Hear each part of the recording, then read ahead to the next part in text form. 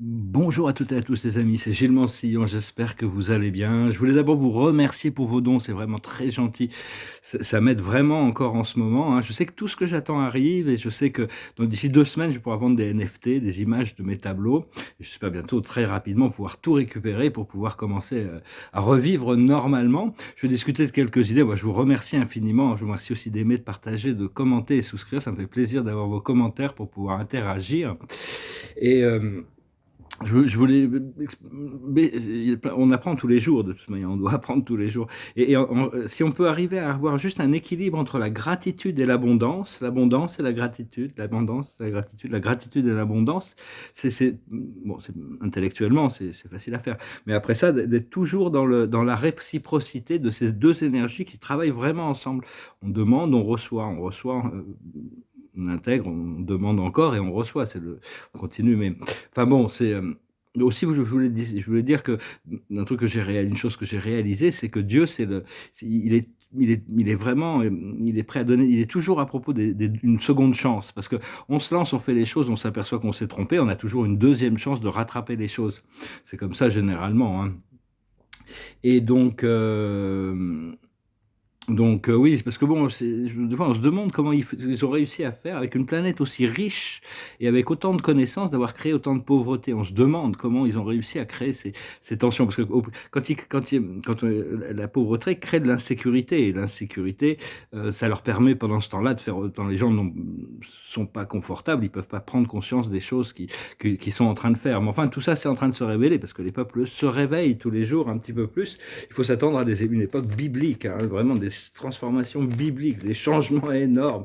Il y a vraiment le choix de l'amour dans la 5e dimension, ou le choix de la peur et de la séparation et du conflit et de l'ego dans la 3e dimension, hein. Chaque âme recevra exactement la voie qui correspond à son niveau d'évolution par rapport. C'est pour le plus haut bien de tous, hein. Aussi, je voulais dire, quand on prie pour quelqu'un, c'est toujours bien à la fin de la prière, où on prie pour soi-même, pour quelque chose, ou pour d'autres personnes, c'est d'avoir un petit moment de prière pour tous les êtres et toutes les choses qui englobent la situation, on a compris. C'est un petit peu comme parce que quand je dis tout, c'est le beau, le beau, le mal, le laid, toutes les choses, hein, parce que si on les exclut, elles persistent. Par contre, si on peut envoyer de la lumière dans toutes ces choses, elles ont tendance à évoluer dans la bonne direction. La carte de la journée, c'est un échange de cadeaux. La vie, c'est gracieux, un échange de cadeaux. On doit vraiment pouvoir passer dans la grâce, pouvoir être constamment dans l'effort, mais sans effort, constamment dans le flow, mais une fois que l'effort est constant. Et donc, j'ai appris quelque chose. Moi, je me suis retrouvé l'autre jour, j'étais face à un démon. Je sais pas si ça vous a intéressé, c'est une petite histoire. Enfin, je veux dire, c'était juste que. Mais j'étais vraiment dans l'amour et j'ai réussi à isoler le démon et le mettre dans un coin. Je ne lui en voulais pas de mal non plus. Il s'est retrouvé coincé dans un coin. Il a laissé la personne avec qui j'interagissais, qui était un peu connectée à ce démon. Et puis finalement, j'ai envoyé de l'amour et l'esprit m'a dit il faut le bannir. Il ne faut pas laisser les démons. Donc j'ai ouvert une porte. Je le renvoyais à la source. Alors sur ce, voilà, c'était fait. Mais il faut pas l'approcher, on peut pas approcher ces entités astrales avec de la peur ou avec de la méchanceté ou de la colère, parce que ça, c'est leur truc, ça, ils se nourrissent de ça, hein. Donc si on est dans l'amour et la lumière, on peut y aller. Je me suis lancé pour la première fois de ma vie à aller dans cet endroit au pôle sud où il y a tous les démons qui ont été réunis. J'étais avec Saint-Germain et l'archange Michael, on y a été là-bas. Et vraiment, j'ai demandé à ce que tout soit transmuté grâce à la flamme violette. On a ouvert un portail et on a renvoyé tous ces êtres à la source, hein. Il en reste peut-être encore qui se sont accrochés aux parois, mais disons qu'il y en a beaucoup il y a beaucoup de travail qui a été fait à ce niveau-là. Enfin bon, ça a été. Donc voilà, bah écoutez, moi je vais revenir, je suis vraiment très, très, très hâte de revenir à peindre aussi, hein. C'est vraiment c'est ce qui donne du sens à ma vie, la peinture. Et. Peut-être écrire un conte initiatique, je vais peut-être écrire une fiction, parce que je vais finir mes livres, je vais revenir sur mes livres qui sont des noms de fiction, qui sont des livres initiatiques, mais peut-être écrire une fiction pour pouvoir faire un film avec, pour aider l'humanité à prendre conscience, un film sur l'ascension, une histoire initiatique, je ne sais pas encore trop quoi. Je tirerai quelques cartes pour voir pour la journée. Le passé, c'est le fou, on s'est libéré des peurs, hein. Il en reste peut-être, mais enfin la plus grosse partie des peurs qu'on avait avant, il faut avoir de la gratitude pour dire merci, ces choses qui me faisaient peur avant ne me font plus peur. valeurs. Là où on en est actuellement, c'est l'amour, l'amitié, l'amiabilité, c'est le sens de l'échange, de bonnes énergies. Et dans le futur, il va continuer à faire, on va devoir confronter toute l'amertume, c'est-à-dire tant qu'il y a de l'amertume à l'intérieur de nous, on doit l'expérimenter pour la libérer, pour qu'il n'y en ait plus. Ce qu'il faut faire dans l'invisible, c'est quelqu'un qui essaie de garder le contrôle, il essaie de s'accrocher, de contrôler les choses. Et dans le monde invisible, c'est quelqu'un qui est épuisé parce qu'il n'arrête pas d'essayer de faire pour le mieux, pour satisfaire tout le monde.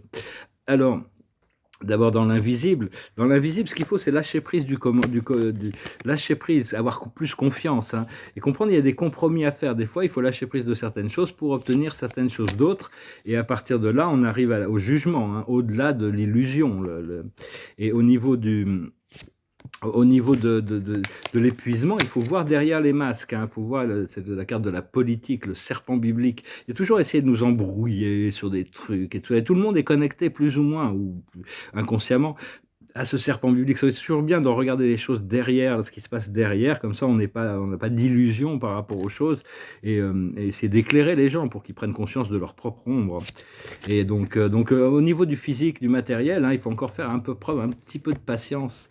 Et une fois qu'on confronte l'amertume, on trouve la guidance, c'est-à-dire que même dans l'expérience qui peut nous apporter à devoir faire face à des émotions ou des idées ou des sentiments, des ressentis qui peuvent être un peu pas forcément de la plus haute fréquence. Si on s'aligne avec la guidance, quand on reçoit, faut être attentif à tout ce qui passe pour arriver à trouver la guidance. Il y a peut-être un mot, il y a une phrase, une énergie, une vision, quelque chose qui essaye de nous ramener vers quelque chose de libéré pour nous montrer que l'amertume a été guérie. Je voulais aussi dire, ils fabriquent beaucoup d'images actuellement avec les nouvelles technologies, avec l'intelligence artificielle. Donc, que ça soit sur tous les réseaux sociaux, où on va voir tout et son contraire. Il y a beaucoup de choses qui sont vraies. C'est vrai qu'il y a eu des géants, on retrouve des crânes et des squelettes géants. C'est vrai qu'il y a peut-être encore des dinosaures dans certains endroits sur Terre ou des mégalodons au fond des océans. Il y a toutes sortes de créatures énormes qui vivent au fond des océans qu'on n'a pas encore découvert. Ils ne sont pas encore remontés. On ne méritait pas encore de les connaître. Mais disons que tout ça, mais puis avec ça, il y a beaucoup de choses qui sont complètement fausses, complètement illusoires, hein.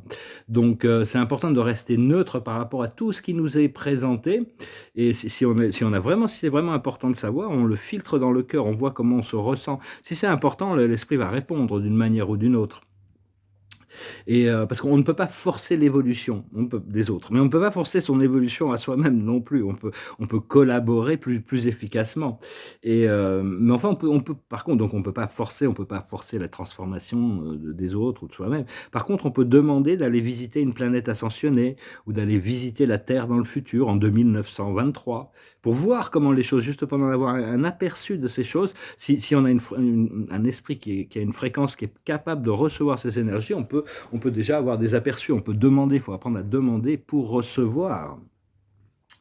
Et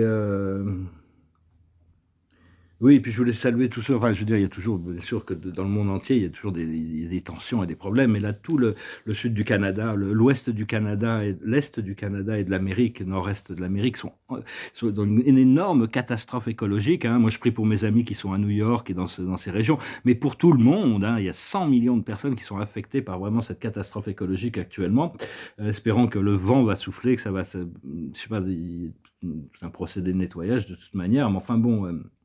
Et parce que quand on prie, on peut demander, on peut envoyer notre lumière, notre énergie, mais on peut aussi demander aux anges de nous assister pour voir que notre prière est bien intégrée, ou au Créateur, hein.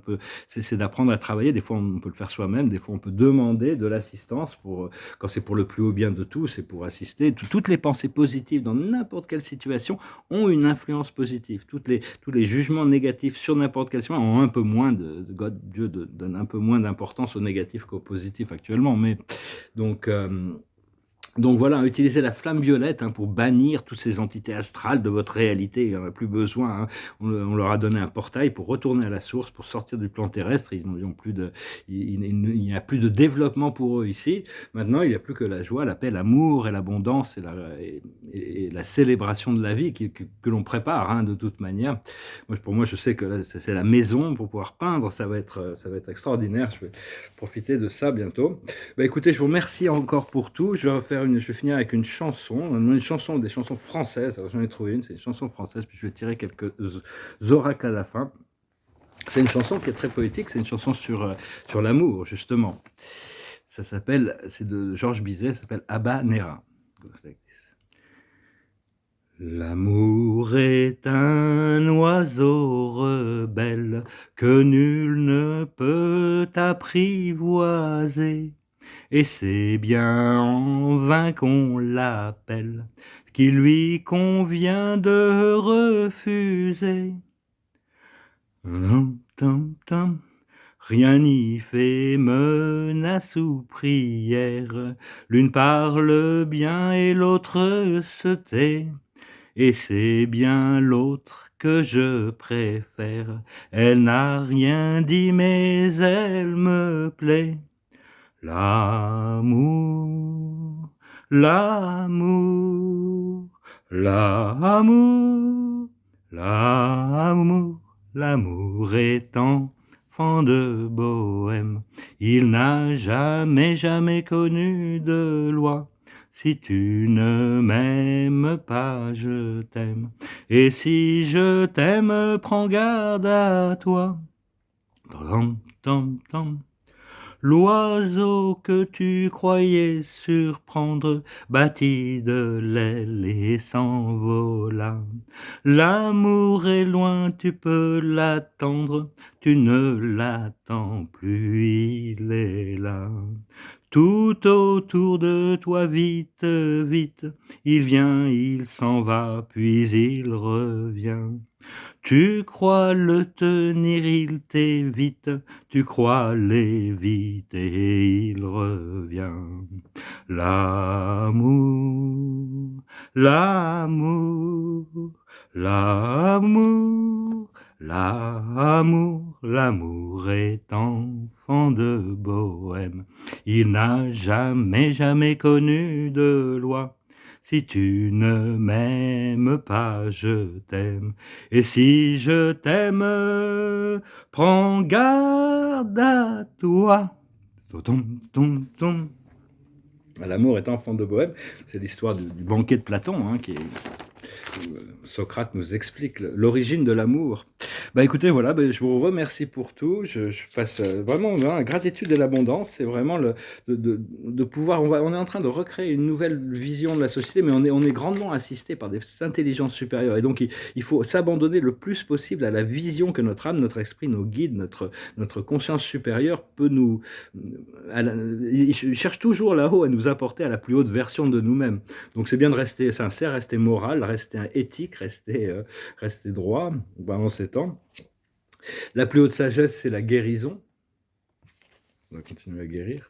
Ce qu'on doit comprendre, c'est l'espoir. L'espoir, c'est ce qui était dans la boîte, dans la jarre de Pandore que Prométhée avait glissé là pour guérir, parce que même avec tous les maux de la terre, l'espoir doit toujours être présent. Ce qu'il faut faire, c'est la clairvoyance, voir à travers les choses, être lucide sur les choses pour continuer à percevoir les choses à travers les yeux unifiés de l'amour. Et l'aboutissant, c'est la récompense. On est récompensé. La cause et l'effet vont se retrouver.